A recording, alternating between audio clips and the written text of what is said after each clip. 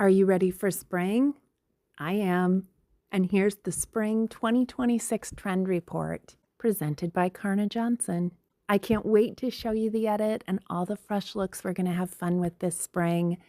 Here it is in chapters. I'm going to go over controlled fluidity, texture and 3D moments, the glam 1980s, Preppy Athletique, Poetcore, the colors, shoes and bags, accessories and jewelry, and finally some honorable mentions. Okay, button up. The first trend and the most elegant statement of the season was controlled fluidity. I'm talking about drape and release, sensual flow and sway, fabrics and cuts that looked and behaved like flowing liquid. Bias cut columns in feather weight silk, liquid jerseys, weightless chiffons, moved as if poured. Intricate folds caught the light with every step. And there's architectural precision too, strategic knots at shoulder or hip, anchoring fabric before releasing it into cascades of flow. The result is modern, undone, and serenely powerful. You can watch for these indicators. First, it's kind of a fabric thing.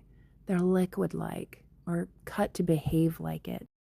Elongated lengths, maxi and midi. The midis here have fluid asymmetrical hems and often trailing pieces. Silky fringe and tassels like the silver Lanvin here. Structured bodices with drape and release, clearly shown on the two dresses far right by Balmain and Stella McCartney. You'll see silk robes and kimonos layered loosely. Valentino, Giorgio Armani in the deep teal here, and the Zimmermann gown in the middle looks like liquid gold. And Brandon Maxwell, all of these showed lovely variations of this feminine theme. Number 2 is the wow factor, texture and 3D moments. There's so much craft here. Stella McCartney developed and introduced feathers to the world for spring 2026, a sustainable vegan feather. But that was just one of many innovations in technique, concept, and skill.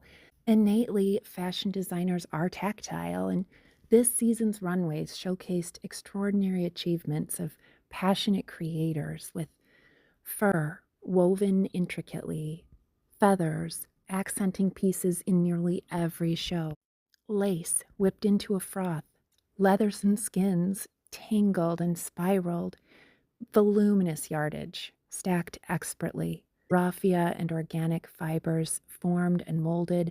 I could hardly choose what to show you. There were so many shows with miraculous, extraordinary pieces. Louis Vuitton, this ombre fringe gown, and this Fendi plaid jacket here is actually woven fur. Hodakova sculpted raffia, and Mugler nested the nude bodice of this dress within feathers. Amazing. Jacquemus and Christian Siriano in the black and white showed their love of craft flawlessly as well. Number 3, 1980s glam. I'm so curious what reaction will be. Leave a comment below. What do you think? But with role models like Daryl Hannah in Wall Street and working girl Melanie Griffith and TV forces like Murphy Brown and Dynasty, the 80s really were defined by power silhouettes. This time, though, Glamoratti is more authentic. It's approached with less attitude, emerging with funnel wrapped up necks, the shoulders, of course. The drama remains, but the posture is more straightforward. The 80s codes are grandly shouldered suiting, relaxed barrel leg trousers, wide waist cinching belts, bold gold jewelry, high contrast, and saturated jewel tones. Tom Ford, of course, showed this in a pantsuit. Celine with the structured jacket, Victoria Beckham and Stella with the giant trench. Saint Laurent was committed the whole show. And Chloe, the center look in monochrome buttery ivory. Gorgeous. Time for some fun. I love number 4, and it's super springy. Preppy Athletique. Poetcore, by the way, has evolved, thank God. So stash the Patagonia and Arc'teryx for the trail. This is activewear meets prep, interpreted with a streetwear twist. You can lean polished or edgy here, And yeah, we've been seeing this, but 2026 Ath-prep is a lot about layering. It has polish, color, and high-low play. It looks like a shrunken argyle with a bias cut skirt, leather kitten heel in a color, topped with a bright pink technical windbreaker. And unexpected layering is actually trending on its own throughout the season, so you might pick up some influences here and mix them with something else. But as you can see, I have prepared influence buttons, so hit one and try one of these looks tomorrow. Pops of unmatched color, layered and splashed, refined trims, lace on sporty pieces, contrasting stripes, all things East Coast, technical windbreaker in anorak or bomber style, polo collars or a hood poking from blazers. I love the everyday evening Chanel ball skirt here with a poplin shirt. Kent and Kerwin mixed it up with the sheer ruffled skirt. It's organza, but it looks right. Loewe sculpted and mixed that green leather jacket perfectly. Marie Adam Leonard showed up with a sleek, clean look that transcends all of it. The long khaki skirt and white twin. And Fendi styled sport in pink taffeta. The styling is all unexpected. There are no cliches here. Number 5, Poetcore. Bohemian chic channels 1900s Paris. Yes, it's been done before, but this is edgier. It's redone, kind of a feminine, intellectual, stodgy versus fresh contrast. Poetcore shuffles softened earth tone woolens, ladylike lace and frills, trailing trims with period references. There's also a jazz era micro trend happening here and in some other trends. So feel the era and you might recognize some nods to that. Alexander McQueen presented a smudged military aura. Left to right, I'm going. Hermes, typically inclined to polished equestrian, styled with sprezzatura. Simone Rocha threw some crinolines in with the trench coats. I love that.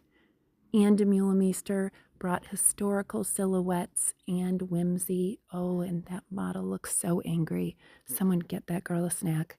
Dries Van Noten mixed poetic flow and artsy tailoring and used period silhouettes too. And Louis Vuitton almost Ath-prep too, but totally turn of the century look on the far right. In 2026, boho feels vintage, but it really looks intentional. For every season, there are the colors. Dreamy. Look at this teal aqua turquoise. Somewhere between blue and green is this season's biggest trend. And somewhere between an ocean and the wild, wild west is where this first fringed Burberry suede coat is living. But I love the Burke Acule deep teal peplum with ballet pink on top. And second from right, can I please get someone into these Alaya boots and snake tunic look? It's not a skirt, those are boots. Yep. Light or dark, if it's green blue, it's here. And how sweet is this last minty, beaded meets fluidity Giorgio Armani look? Christian Dior dropped pieces of the skirting around the hem of this aqua gown. They look like candies hanging. It's precious. And brilliant yellow.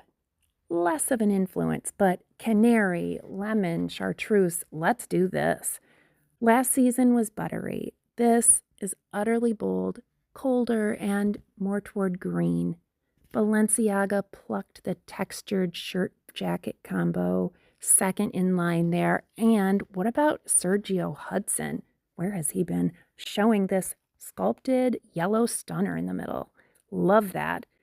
Also interesting is yellow and teal showed up blocked together too. I think that combo is gorgeous, and Prabul Garung and Bottega Veneta did it best. True blue, what a relief. Lapis, royal cobalt. And it's no coincidence that saturation levels are amped up when the markets and social climate are less certain. Color on the runway reflects our security in a global community. We need color right now, and designers provided saturated stability this season.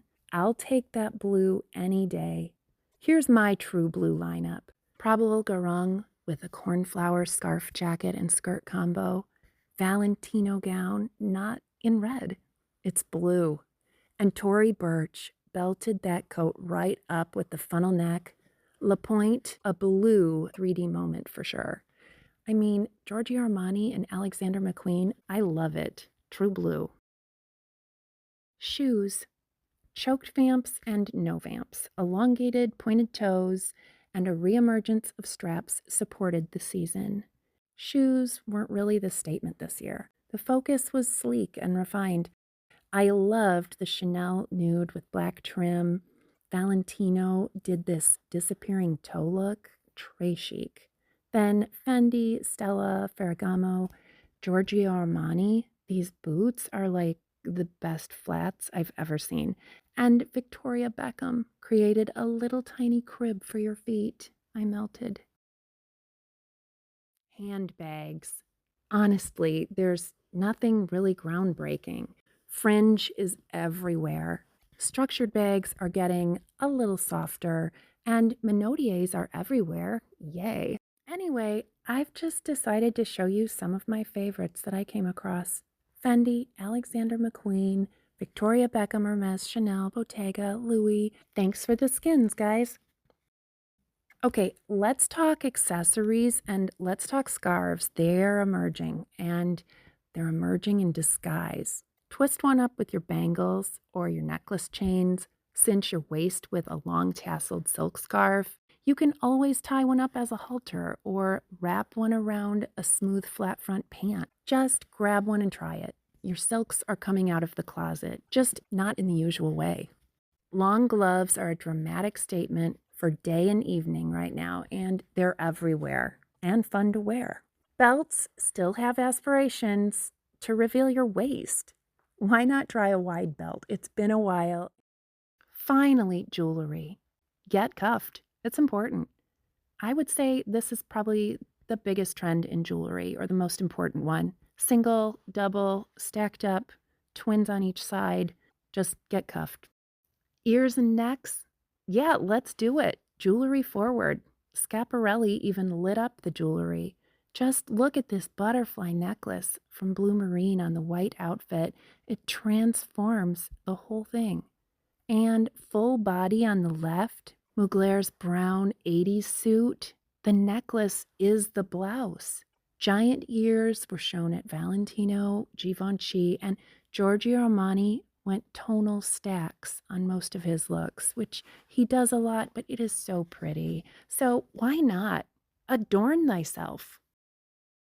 All right, finally, the honorable mentions, which is kind of funny to me. They're being labeled as trends, but these are time-tested styling secrets, elements that actually finish off a look.